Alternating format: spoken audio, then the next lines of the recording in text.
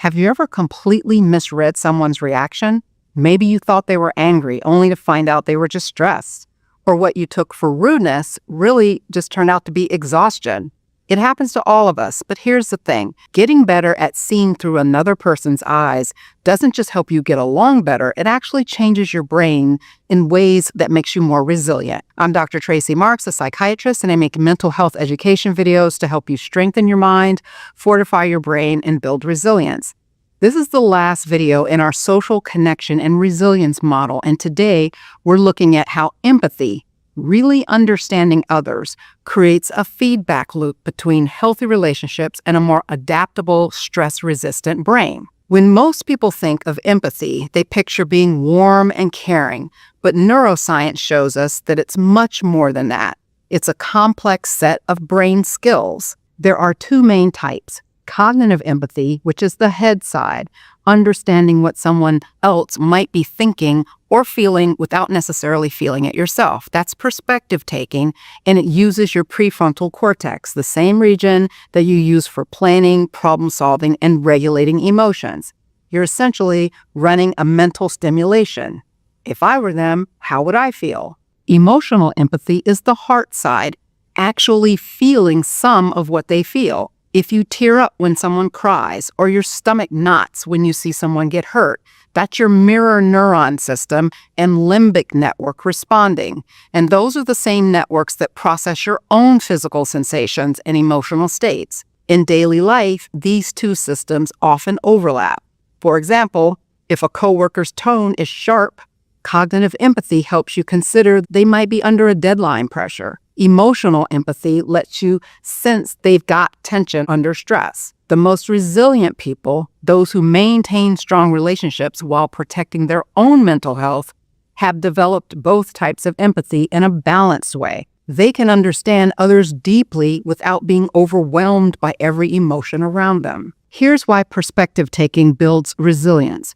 Perspective taking is part of what scientists call theory of mind, the ability to recognize that other people's inner world is different from yours. Using it regularly strengthens the very networks in your prefrontal cortex that help you stay calm under pressure, think flexibly, and regulate your reactions. Think of a parent diffusing a toddler's meltdown in a grocery store.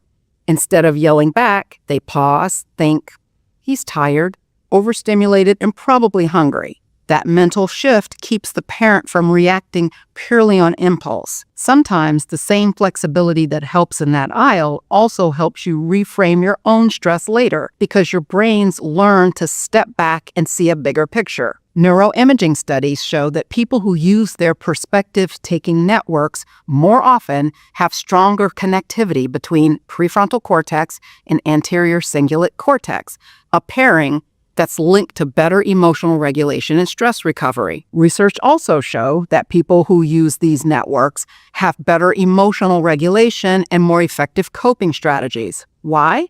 Because the mental flexibility that you need to understand different perspectives translates into mental flexibility in other areas of your life. When you can step outside of your own viewpoint to understand someone else's, you're also building the capacity to step back from your own stress and see situations more objectively. This brings us to what we call the empathy resilience loop. The more you practice understanding others, the better you become at understanding yourself because you activate brain circuits for understanding and self-reflection.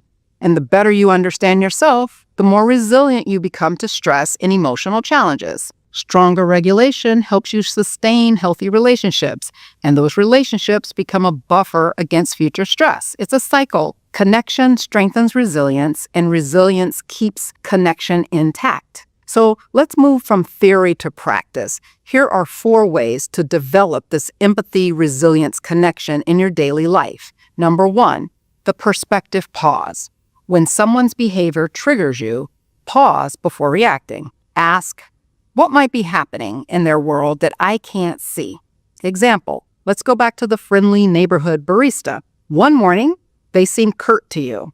Maybe they're covering 2 shifts or got bad news this morning. You don't need the exact answer. Just asking this question to yourself opens up your theory of mind pathways. Number 2, assumption checking. Notice when you've decided that you know someone's motives. Challenge yourself to list 2 other possible explanations. This builds cognitive flexibility and prevents you from getting stuck in narrow interpretations that can damage your relationships. Number 3, active listening. When a friend shares a problem, listen with the goal of understanding, not replying. You're giving someone your full attention and not just waiting for your turn to speak. When you listen with intention, you're training your brain to step outside of your own perspective and into someone else's experience. Research shows that people who practice active listening show increased activity in empathy-related brain regions, and these changes can be seen on scans after just a few weeks of practice. Number 4, empathy mapping. For a difficult relationship, take a few minutes to consider, what might this person be thinking? What are they feeling? What are they seeing that I might not be aware of? What are they saying and doing, and how might that differ from what they're actually thinking and feeling? This is different from the first tool of perspective taking. With that, you're considering their situation that could be affecting their behavior. With this approach, you're considering what they may be feeling or thinking based on what you hear them saying or how they're acting. Now, since you're not a mind reader, these are just possibilities and not truths. You're trying to develop more of a complete picture of someone's experience. Now, as important as empathy is, we need to talk about empathy burnout. And this is what happens when you absorb too much of other people's emotions without adequate boundaries or self-care. Empathy burnout can actually reduce your resilience rather than build it, leaving you emotionally drained and less able to cope with your own challenges. The key is learning to distinguish between empathy and emotional absorption. Healthy empathy means understanding and caring about someone's experience without taking on their emotions as your own. You can be deeply passionate while maintaining emotional boundaries that protect your own well-being. Here are 2 safeguards. 1 is self-other differentiation.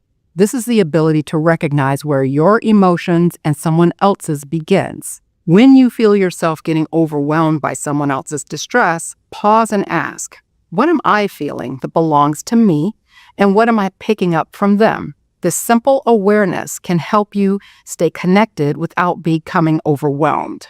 The other is self-compassion. If you're constantly critical of yourself, it's much harder to extend genuine understanding to others. People who practice self-compassion have more capacity to show empathy to others because they're not depleting themselves with self-criticism. Also, know when to step back. There are times when the most empathetic thing you can do is just to maintain distance for your own mental well-being and sometimes for the other person's growth as well. Setting boundaries isn't a failure of empathy. It's an essential skill for maintaining the emotional resources that you need to be genuinely helpful over the long term. As we wrap up this module on social connection and resilience, I want to highlight how all of these pieces fit together. Over the past 4 videos, we've covered how your brain is wired for connection, how to navigate conflict without damaging relationships, and how to protect yourself from the toil of loneliness, and then now, how empathy creates a positive feedback loop for resilience. Next time, we'll zoom out, connecting all the dots across the resilience skills that we've covered in this series, before we move on to the next chapter, giving your brain clearer, better instructions for focus, motivation, and peak performance. For now, I encourage you to think about one relationship in your life where you could practice the empathy skills we discussed today. Maybe it's someone who's just very extra, or maybe it's someone who you care about who you don't always understand. Try the perspective pause or empathy mapping and notice how it shifts both your understanding and your interaction with them. Thanks for watching today. See you next time.